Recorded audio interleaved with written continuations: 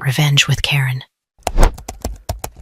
The air inside a suburban mall at 6 a.m. smells like floor wax, stale cinnamon frosting, and the slow, agonizing death of the American dream. There is a specific kind of silence here before the doors open, a hum of industrial HVAC units that vibrates in your teeth, whispering that you are trapped in a consumerist purgatory without windows. I was standing in the middle of Trendsy, fast fashion hellhole that specialized in selling polyester rags to teenagers for the price of a lung. My knees were already popping. I was surrounded by towers of denim that needed to be folded into perfect, geometric squares. To anyone walking by, I was just Paula, a 53-year-old seasonal hire with graying roots, sensible shoes, and the kind of invisible demeanor that makes people assume you own at least 4 cats and a collection of ceramic thimbles. See a woman who probably clips coupons for cat litter.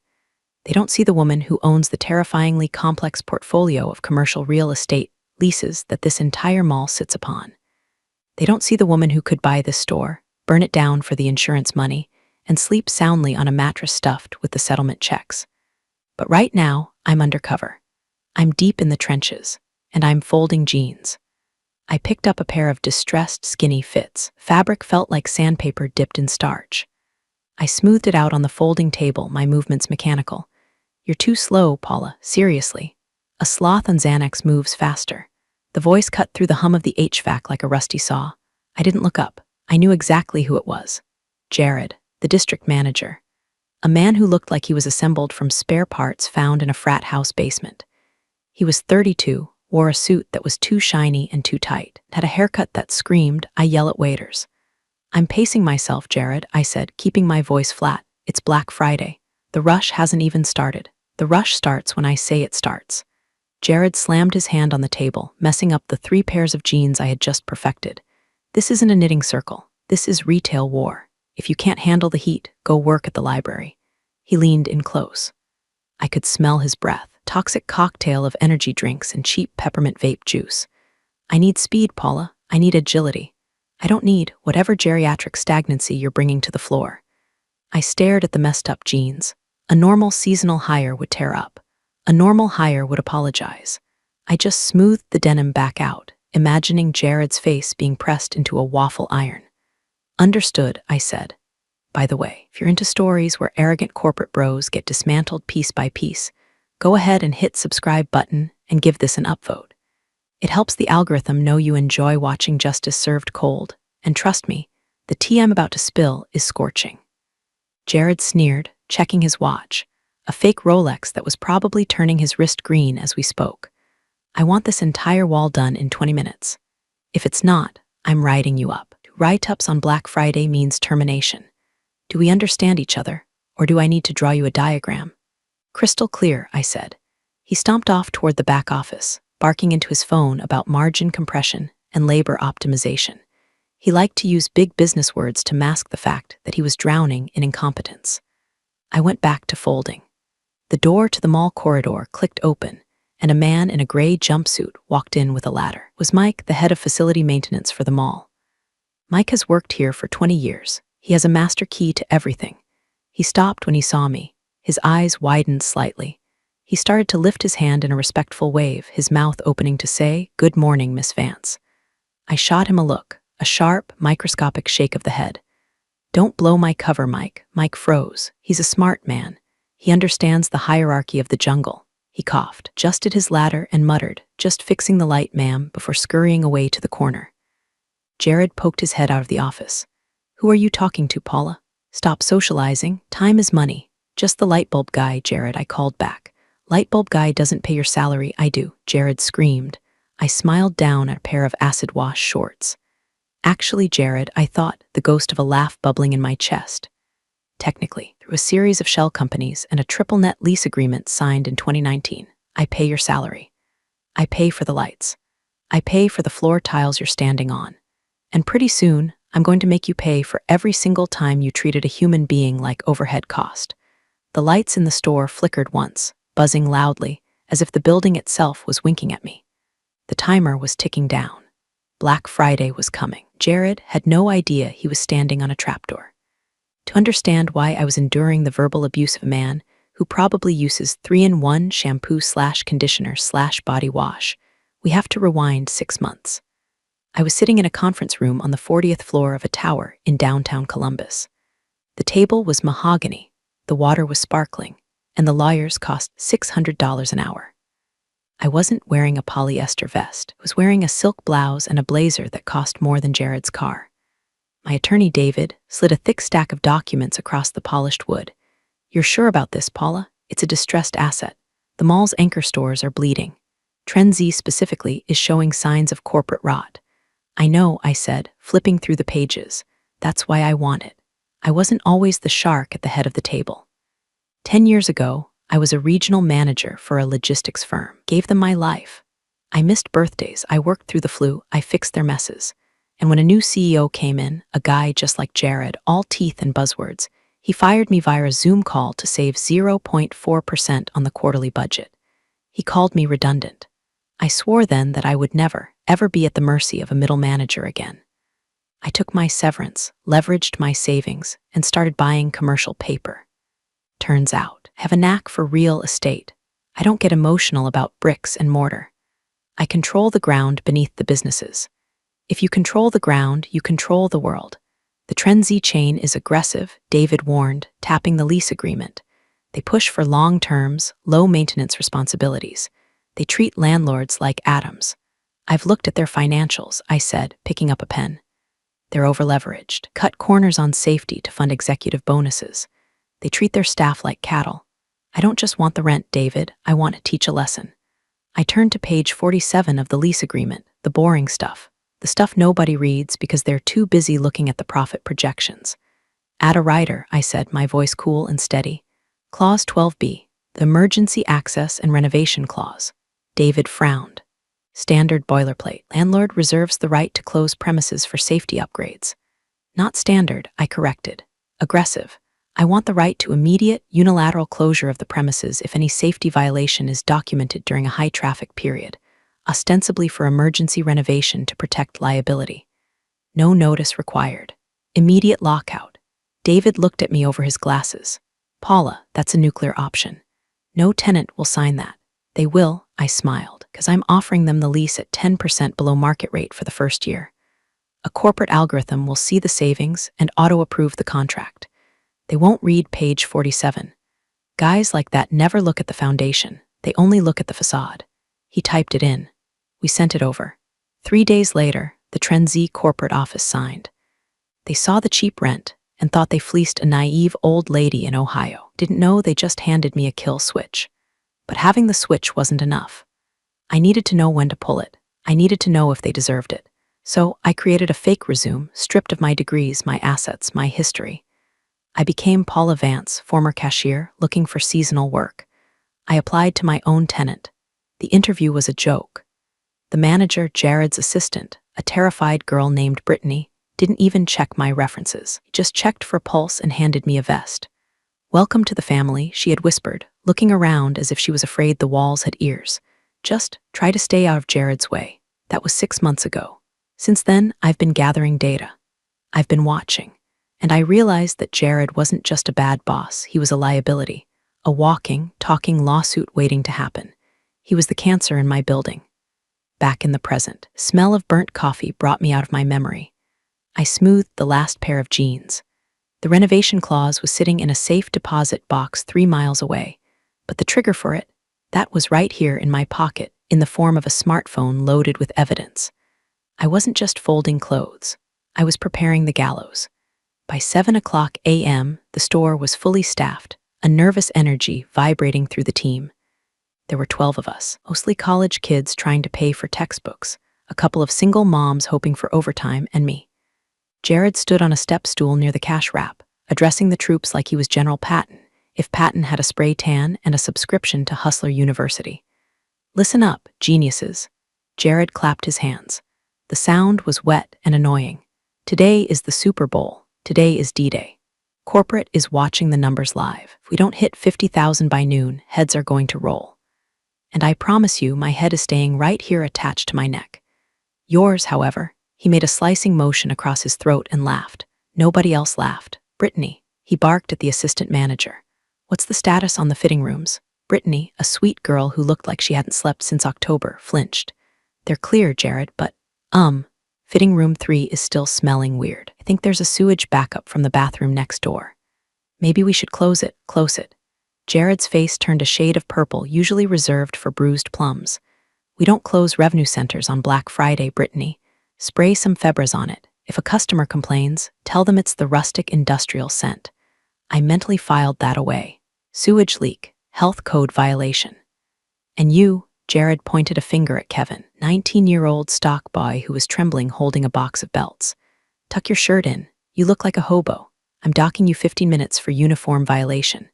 But I clocked in 5 minutes ago, Kevin stammered. Then you're working for free for 10 minutes. Consider it a tuition fee for learning professionalism. Wage theft, labor law violation. My mental file was getting thick. Jared hopped down from his stool and prowled the floor, stopped in front of me again. I was arranging a table of graphic tees that said things like slay all day and nap queen, ironic, considering nobody here was allowed to nap or slay anything other than their own self-esteem. Paula, he smirked. Grandma, how are the arthritic fingers holding up? They're working fine, Jared, I said, forcing a smile that felt like chapped lips splitting. Good, because I need you to go to the back stockroom. Fire exit is blocked by about 50 boxes of inventory that came in last night. I need you to move them. Move them where? I asked. The stockroom is full. I don't care where you move them, just make it look neat. Stack them in front of the electrical panel if you have to. Just get them out of the walkway before the district audit next week. But for today, just shove them wherever. I paused. He just ordered me to block an electrical panel, massive fire hazard, to clear a fire exit he had illegally blocked with inventory. It was a safety violation turducken. Jared, I said, my voice dropping to a whisper. Blocking the electrical panel is dangerous, especially with the amount of power we're drawing for the holiday displays. If a breaker blows, you can knit us a new one, he sneered. Do I pay you to be an electrical engineer? No. I pay you minimum wage to move boxes. If you don't like it, there's the door. Oh wait, you can't afford to walk out that door, can you? You need this job. He leaned in, his eyes gleaming with the sadistic joy of a man who has a tiny amount of power and uses it to crush people he thinks are beneath him. That's the reality, Paula. You're a temp, you're trash, you're disposable. Now move the boxes. He turned and strutted away, high-fiving himself on the thigh. I watched him go. The rage in my chest was a cold. Not, he thought I was trapped. He thought I was desperate. He had no idea that I wasn't looking at the boxes as a chore. I was looking at them as evidence. I walked to the back room. The fire exit was indeed barricaded by a wall of cardboard, a death trap. I pulled out my phone. I didn't move a single box. Instead, I opened the camera app. Click. The blocked exit. Click. The precarious stack looming over the staff break table. Click. Exposed wires near the water heater that I had noticed yesterday. I wasn't just a disgruntled employee anymore. I was a forensic pathologist documenting the cause of death of Jared's career. My shift ended at 2:00 p.m. I walked out of the mall, past the frantic shoppers fighting over discounted blenders, and got into my car. I don't drive a beat-up sedan to work. I park my 2024 Range Rover in the parking garage of the luxury hotel across the street, where I have a permanent membership, and I walk over.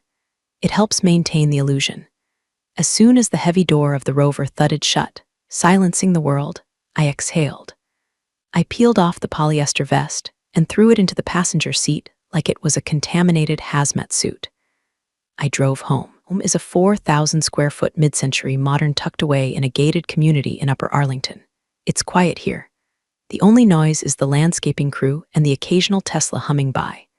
I walked into my home office, a sanctuary of glass and oak.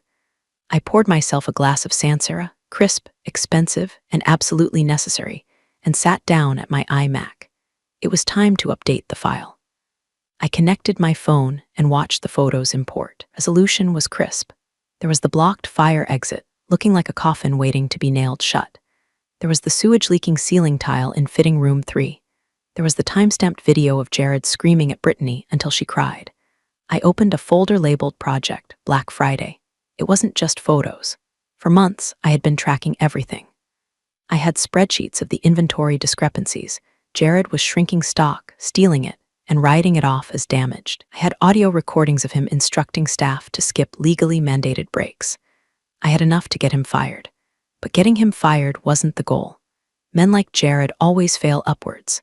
If he got fired, he'd just go to another chain, another store, another group of vulnerable people to terrorize. No, I needed to scorch the earth. I needed to make him radioactive. I pulled up the lease agreement again. I scrolled to Clause 12b. Language was beautiful in its brutality.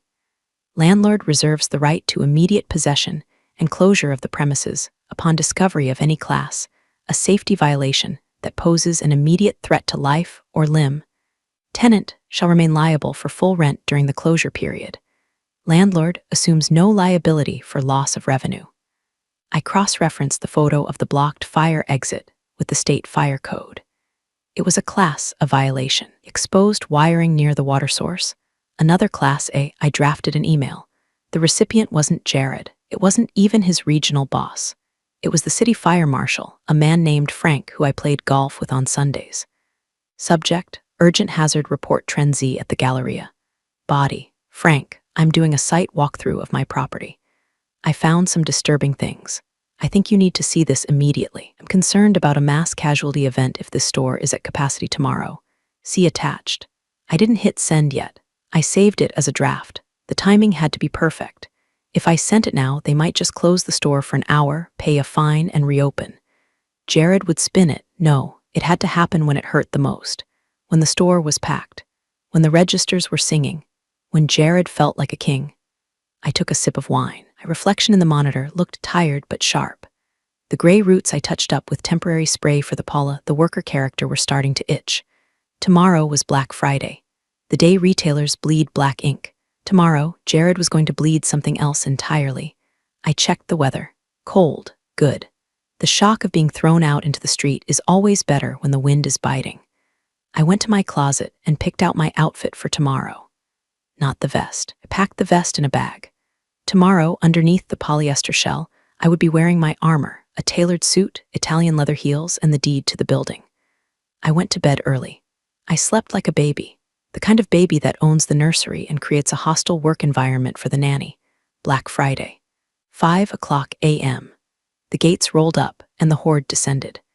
If you've never worked retail on Black Friday, imagine a zombie apocalypse. The zombies are holding 40% off coupons and demanding to speak to a manager. They didn't walk, they surged. A tide of parkas and frantic energy washed over the displays we had spent hours perfecting. Within 10 minutes, the denim wall was a tragedy. Within 20, the shoe department looked like a bomb had gone off in a cobbler's shop. The noise was deafening. Pop music blared from the speakers, fighting for dominance with the shrieks of children and the beeping of registers. The air grew hot and thick with the smell of wet wool and desperation. I was at the front tables, trying to fold sweaters that were being ripped from my hands before I could even lay them flat. My back screamed. My feet throbbed, and there was Jared. He was in his element, which is to say, he was vibrating with manic incompetence. He stood on the raised platform near the registers, not helping, just watching. He was screaming into his headset, berating the cashiers for not scanning fast enough. Faster, people. Churn and burn. I see a line, I see lost dollars. Let's go, let's go.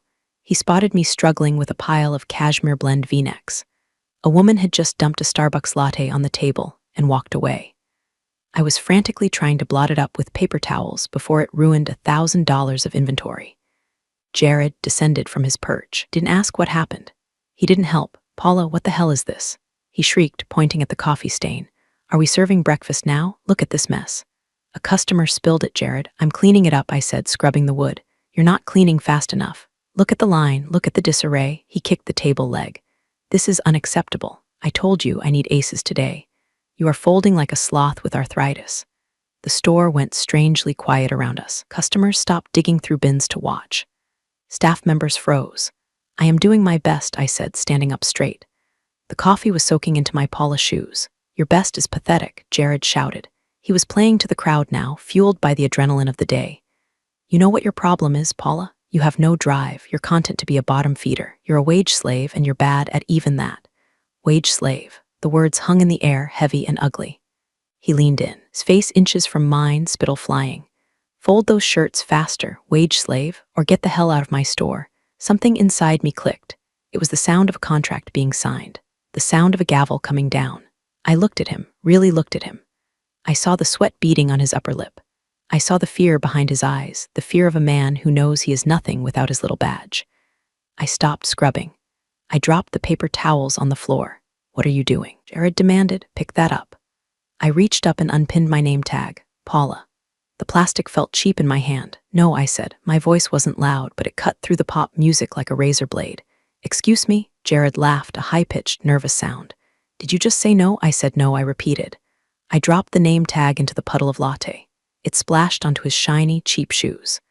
"I'm done folding, Jared. You can't be done," he roared, his face turning beet red.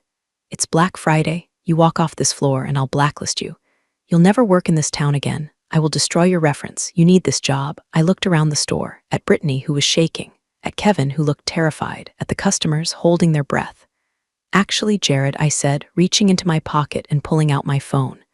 "I really don't." I tapped the screen. Send. The email to the fire marshal was gone. I looked him dead in the eye, and neither do you. Jared stared at me, his mouth slightly open, looking like a fish that had just been pulled onto a dock. "What are you babbling about? Get back to work or get out." I reached into my bag, the ratty tote bag I brought every day, and pulled out a manila envelope. I had transferred the documents from the safety deposit box that morning. "I quit," I said, my voice rising just enough to carry to the back of the line. "Before I go, I have some administrative updates for you." I slapped the envelope onto the coffee-stained table. It made a heavy, authoritative thud. "What is this?" Jared scoffed, reaching for it. "Your resignation letter written in crayon? It's a copy of the building lease," I said.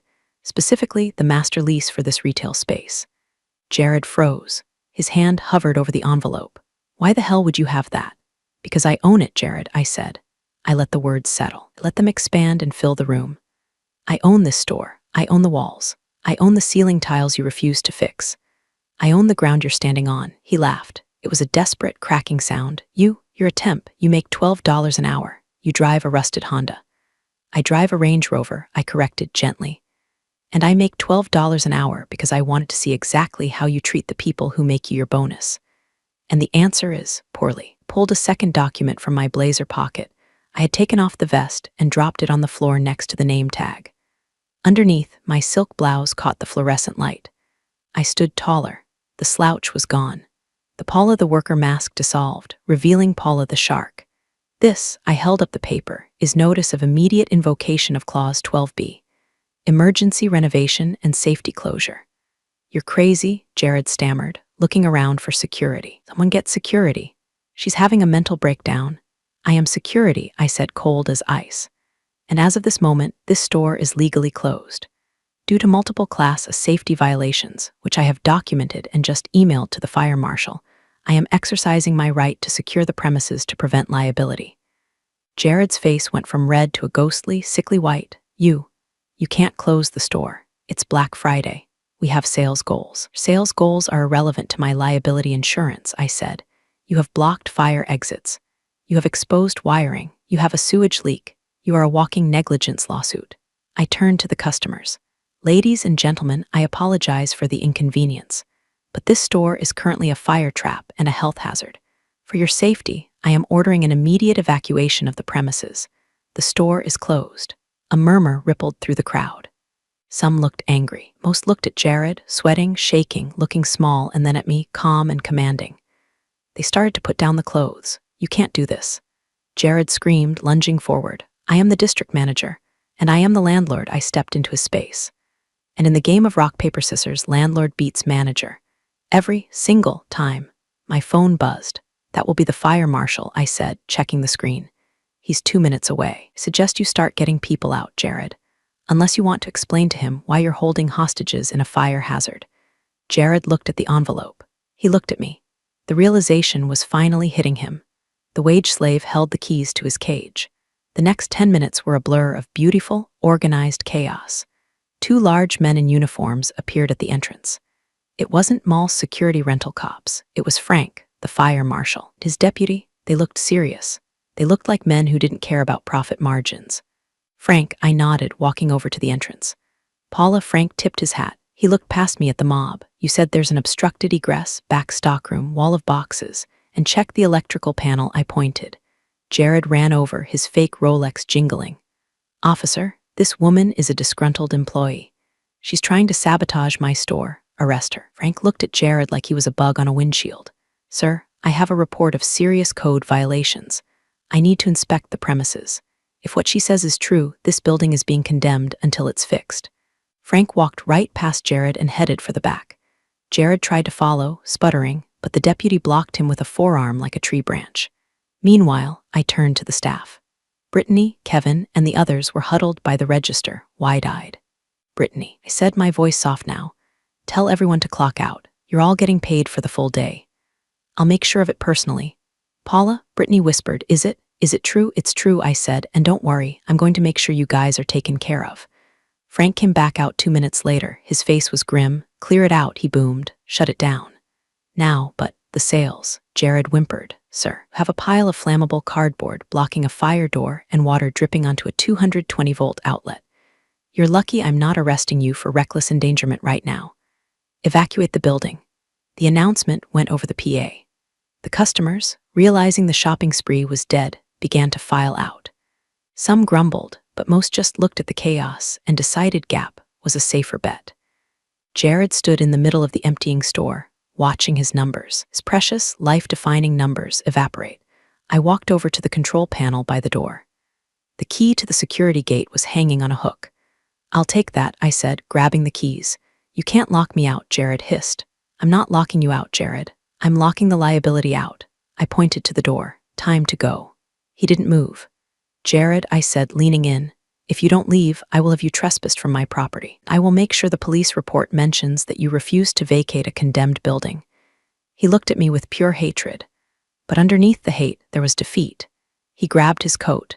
He grabbed his bag. He walked out. I followed him. I put the key in the switch. The metal gate rattled and began to descend. Clank, clank, clank. It was the sound of a guillotine in slow motion. The gate hit the floor with a final thud. I locked it. I turned to face the mall corridor. A small crowd had gathered to watch the spectacle. Jared was standing there, holding his bag, looking at the shuttered store. The Trendsy neon sign flickered and, as if on cue, buzzed out. Happy holidays, Jared, I said. The fallout was swift, brutal, and entirely documented by email. By Monday morning, the corporate headquarters of Trendsy was in a panic spiral. Closing a flagship store on Black Friday isn't just a loss. It's a PR disaster. Local news had run a segment titled, Black Friday Blackout. Local store closes due to life-threatening conditions. They interviewed Frank, the fire marshal. He didn't mince words. He used phrases like gross negligence and imminent peril. Then came the legal letters. My lawyer, David, sent a notice of breach of lease.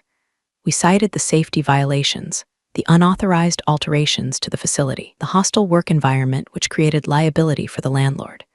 We attached the kill file. The photos, the videos, the recordings. Corporate didn't fight it. They knew they were caught. They were desperate to stop me from suing them for damaging my property value. Jared didn't stand a chance.